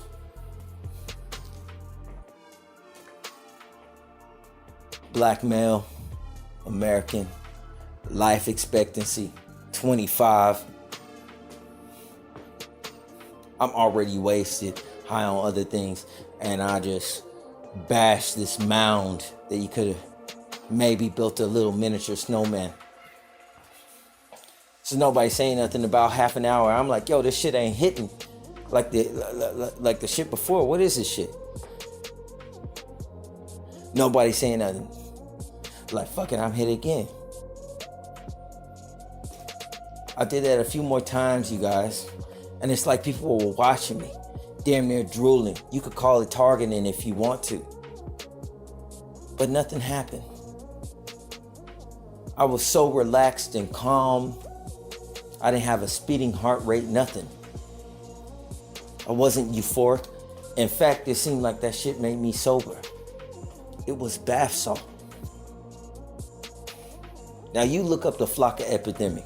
Matter of fact, maybe I'll play you a clip of what this shit does to people. Now, there's certain things that happen when you introduce your body to chemicals or DNA, things that are genetic, blood, science, being a carbon-based life form. But once again, something supernatural happened.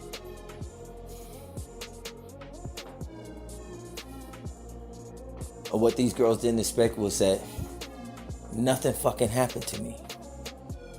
Matter of fact, I grew a little bit sleepy, dreary, and I was like, shit, it's time for me to go home.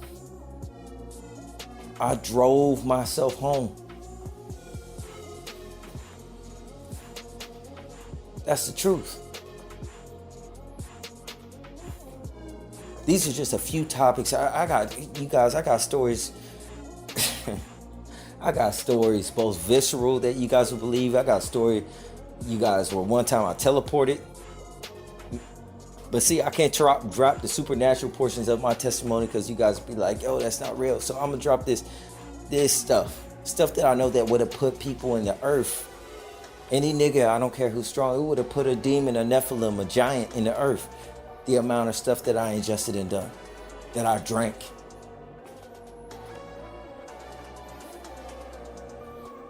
When you ask for another, all you drink is heavy alcohol, and you ask for yet another. You're on your 8th or 9th double fucking vodka tonic, and their hands are trembling trying to pour that glass, and you're at a bar that's owned by the mob. When every time somebody opens their trunk, everybody turn away.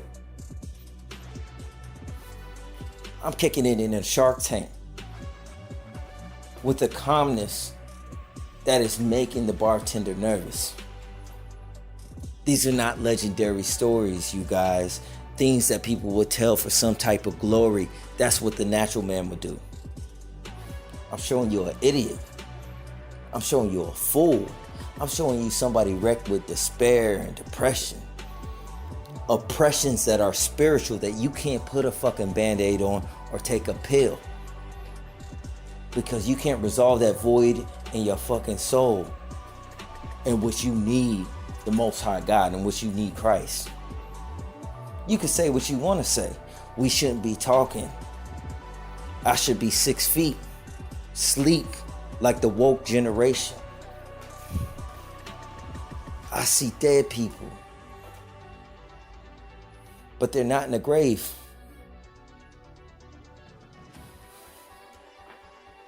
They think they're alive. They think they're woke. They think they know something. They think they have knowledge. Where are you getting your knowledge from? You got a head full of lies. You sleep. Your tombstone is empty. You're just a different type of ghost. I don't know whether to perceive you as real and to keep it real generation, or if my hallucinations are visions from God and I'm getting more insight.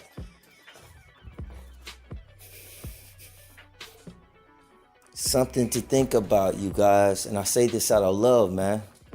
I point to myself that maybe you could take a piece of understanding from my story and hearing how I speak and the way I conduct myself now. That a lot of things that you guys talk about, man, I done been in. For instance, it's a young lady. I think her channel, I targeted journey or something like that. Targeted journey. All right, young sister and young attractive sister. She do her videos or whatever, and I'll be watching her videos every now. I'm like, okay, I'm just check on her. Now I know she don't fucking, you know what I'm saying, don't know. A lot of you guys don't know. I watch you guys. You guys don't know I'm checking on you. I care less about what you say, but how you're feeling in that moment. Because I understand spiritual oppression. I done been through a series of traumas. One thing the devil knew is like, I cannot let this guy wake up because it will be too late.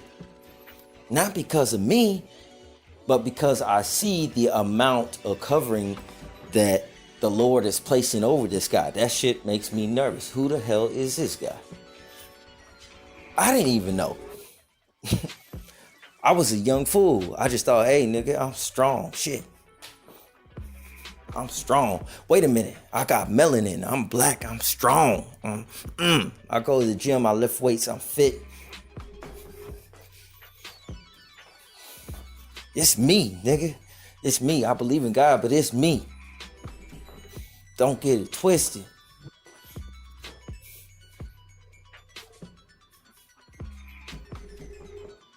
I've been through a lot of suicidal thoughts and certain type of situations where I should not. Not everybody who thinks they're just going to commit suicide will be successful. There are spiritual things that are greater than your own will, which is God's sovereignty. When I wanted to end my life, nobody dared take it from me. Even the demons got a little bit nervous. I literally met somebody that woke up out of a cold sleep, said they were a demon, and asked me by raising a sword to my throat, saying that if they cut my head off, do I think that I would see God?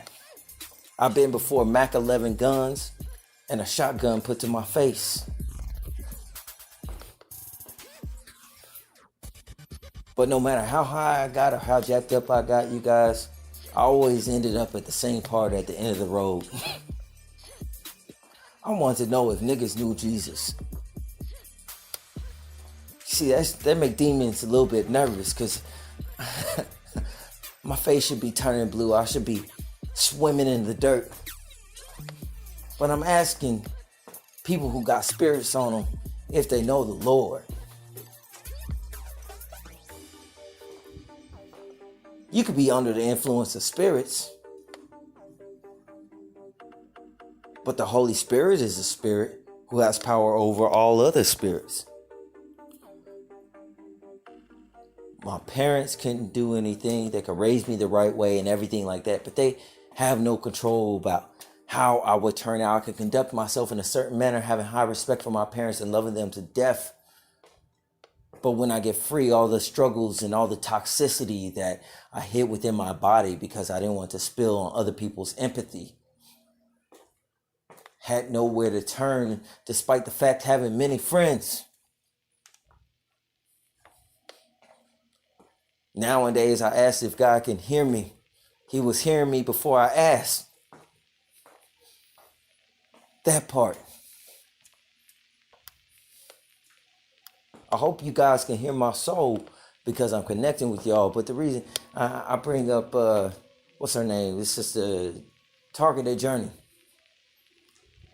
Many times, little but known to her, that she knows, you guys. We're connected on different levels, spiritual levels.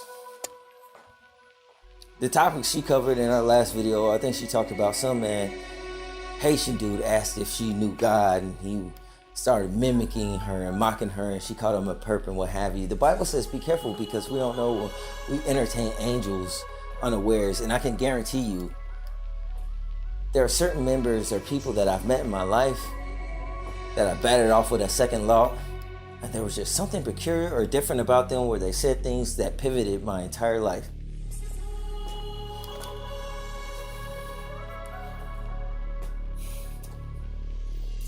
Hypothetically, I can't say yes or no, but it does sound like that dude had the attributes based on her testimony that was an angel. Then she talked about other topics as far as having children. I don't know when I have a children. Nobody's kept me from having children. You don't know that. Because that's what's happened in my life. One of my girlfriends that I was deeply in love with, she got cloned. Now it seems like something closer to her spirit has changed into a demon. It's so familiar, this familiar spirit, that when I see it, even supernatural things, by how they're done, I could tell it's Sarah.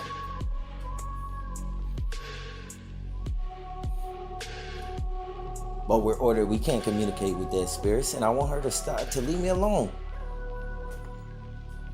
Something happened to Sheetal. She's not quite the same. She follows me around. And if I deal with any woman that is not a Christian, that is not of the faith, you guys think you could just invite me to a barbecue or I could be your friend? The devil is on me, you guys. When I'm gone, my DNA will not be here. But obviously, God has some other plans that I wasn't privy to. I never planned on having children. I didn't want to have them. Shit, I had a sister. My sister, she planned on getting married and having kids. Shit, I like to party. There was an argument that happened in the spiritual plane that changed my destination. I went to college, you guys. I didn't plan on going to college. My father passed and he wanted me to go. Think about your self-control and you'll find an illusion outside of the Holy Spirit. In such way, I was like a dog. I'm not talking about shacking up with women and the Humpty dance. I ain't talking about that shit. A pit bull.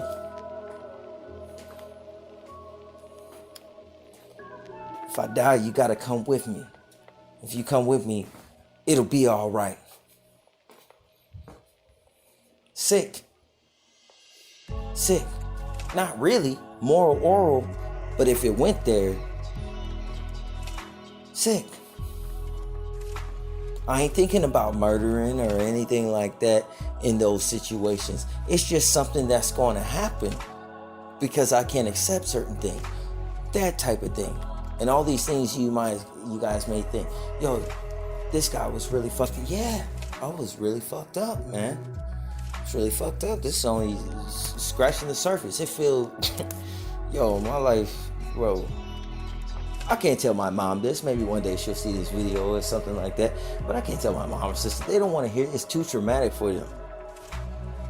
You guys, the stuff that you've been through is too traumatic.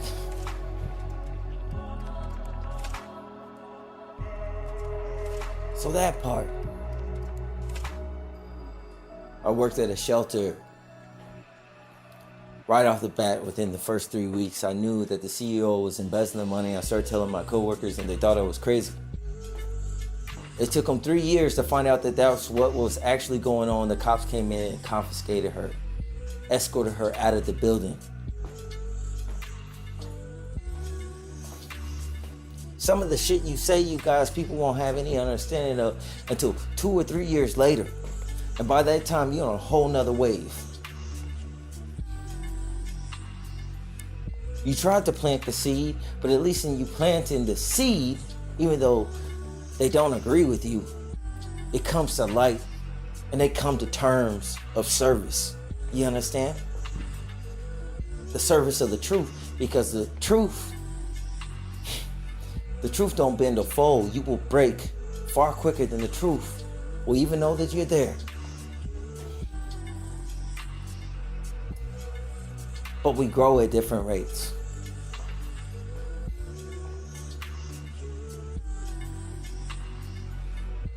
So, with your family and things like that, be careful. Because they ain't going through the same situation that you're going through. They may not have understanding of that. They may feel a certain type of way. You're acting different. You're behaving different. You're discerning things differently. The renewal of your mind. In my former life, you could say, in my natural state, in my fallen state, I was like a dog. I was bred that way.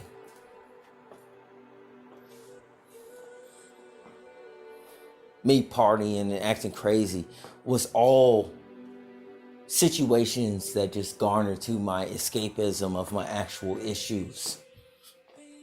Losing many family members that was hurting me on a deeper level, but felt like I was too man to cry. Didn't want to cry. I wanted to be there for my mind. But in result, it made me cold and distant. And I sought ways to get out of that estate, to have fun, to remember fun, versus all the loss and all the grief. Like moral Laurel, innocent in nature, but I didn't quite choose the right thing. With all that I knew, I didn't know the difference between good and evil. If you're on the checkerboard and the boards are as white spots and gray spots, as you look off at the distance, the closer you get to the horizon, the entire ground is gray. Such is the world that you live in. Your targeting is not an aptitude of what's happening to you, but what's happening through you. You are changing. You are the alien. You are the one that's changing. You are seeing draconians and what have you. The rest of the world is not.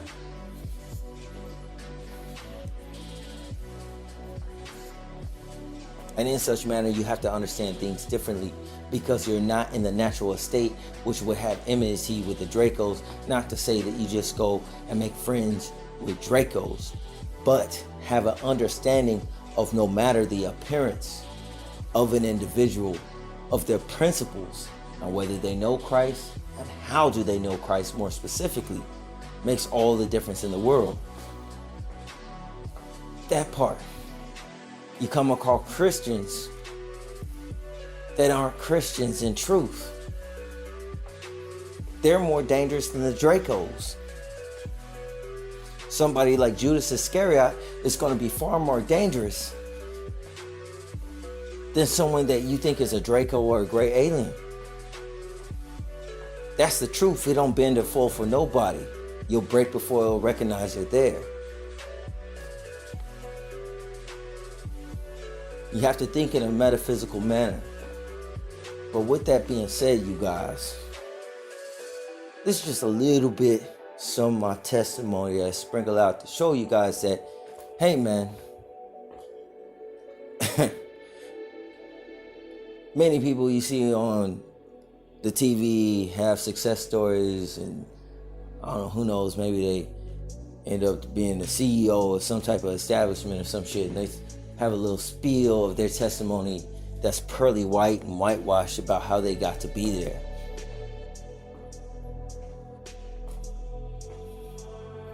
You guys, my testimony of how I got to be here is simply about me being alive, and I'm grateful for life.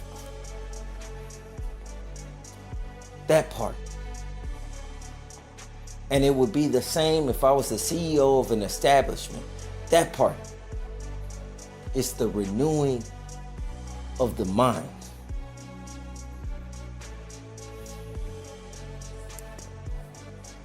It's not so much who knows me. Many people have many different truths. But more importantly, is how you know me. And if what you perceive is the truth, can make all the difference in the world. Now I'm going to put up this disclaimer in case any of you guys are confused. He's just putting this out to guard his tail and things like that. You know, if any people coming up. You guys, I'm not bashful. I don't give a damn about what man thinks of me, what people who know me before thinks about me. I don't give a damn. But what if God thinks of me, what the Lord thinks of me, how the Holy Spirit thinks of me, yeah, I care about that shit. But the rest of you niggas, the only difference between you or I is the fact that I'm not bashful. I knew I was a dog without knowing I was a dog because I would get down on fours and lap up the water. Couldn't tell the difference.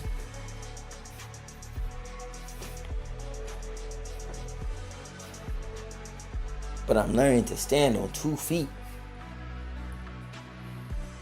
I don't need to escape anymore. Escape from what?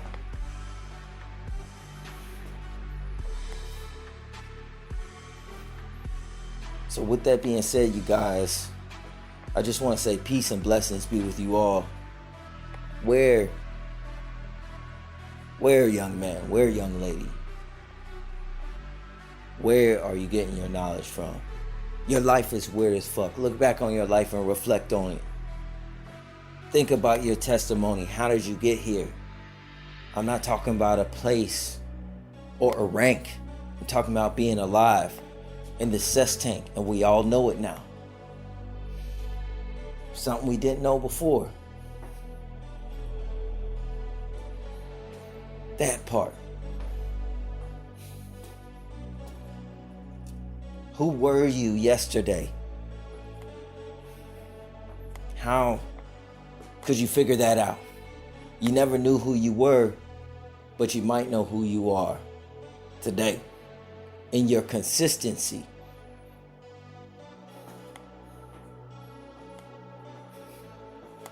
That part.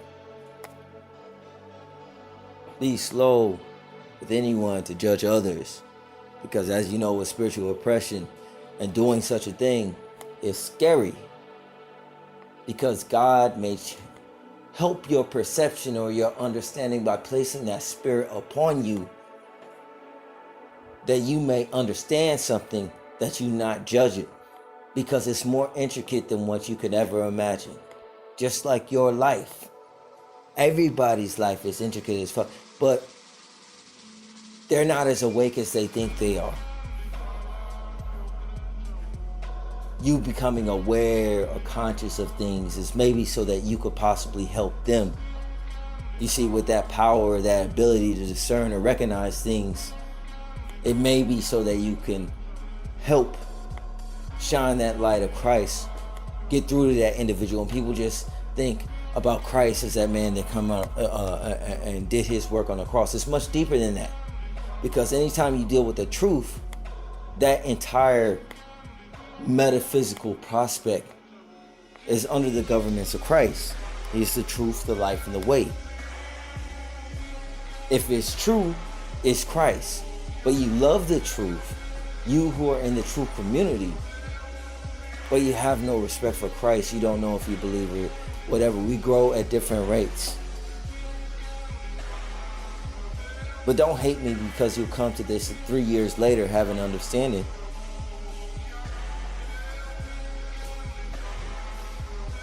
I know which direction I'm going at this point. I'm trying to make a beeline for it. But your 2 little shrimp legs just can't keep up with the spirit. That's facts. So, like I said, you guys, I say these things with peace and love. Reflect on your life, man.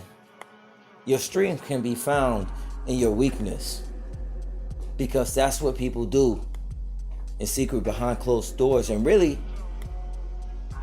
They can be surrounded by many people but having no one to talk to because people want to wear a mask like the Black Panther. People are afraid to speak about the things that they've done. Having shame but having pride at the same time. A tree with mixture. Both things are different than humility. Peace and blessings be with you all. I'm out.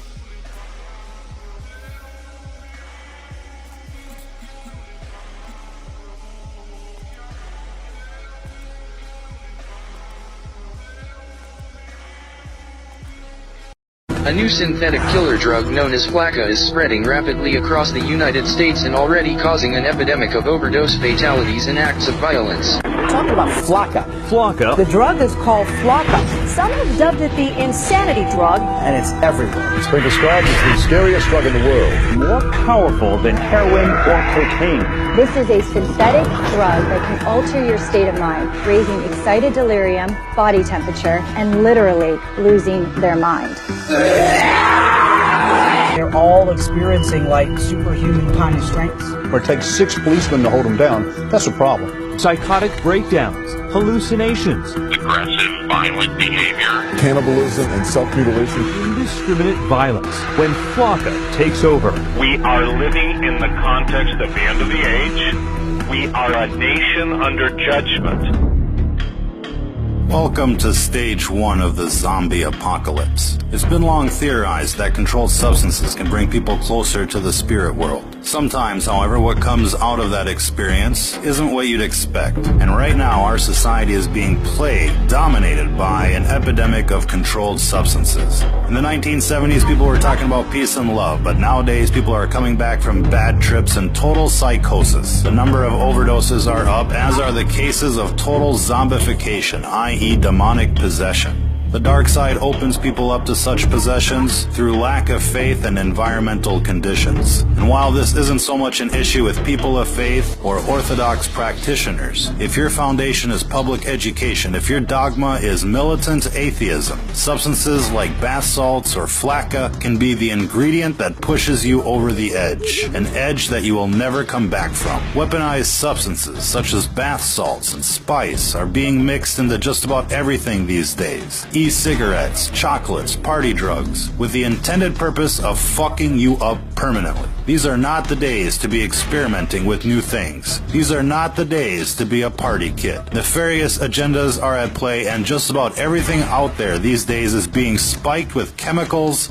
to do you in. This recent craze of legal highs, for example, has become epidemic in proportion. Coupled with the outbreak of pharmaceutical abuse, heroin abuse, meth abuse, this all has the potential to doom an entire generation like never before. Our message is clear. Don't be a guinea pig. Whatever is out there circulating on the streets these days is experimental in nature. Cities are receiving experimental batches so that the effects can be recorded and analyzed. Now, we'd like to think that most of you out there have the common sense to avoid these types of substances. But if not, let this be a fair warning to you. If what you're into is not 100% natural, if your surroundings and mental state is not 100% positive, whatever you're thinking about is not worth the experimentation. Even alcohol has the potential of channeling in evil spirits. If you go to a liquor store in British English societies, hard liquor is called spirits, and it's called spirits for a very good reason. Again, these are gateway substances, and when they're added to the atheist psyche, anything is possible. If you've ever seen somebody turn bright red while drinking, you're basically watching demonic forces take over. Most times, the affected individuals are unaware, and while most of us dismiss their drunken behavior as simply being drunken behavior, there is something else going on. The dark side is constantly trying to induce what's called mutation by design. It's the main reason why everything you buy is laced with chemical or unnatural substances. They call the food GMOs, with the intended purpose of changing the composition of people from a natural state to an unnatural state, from a natural vibration to an unnatural vibration. And while this gets into the metaphysics of the world at large, what you're seeing here isn't natural,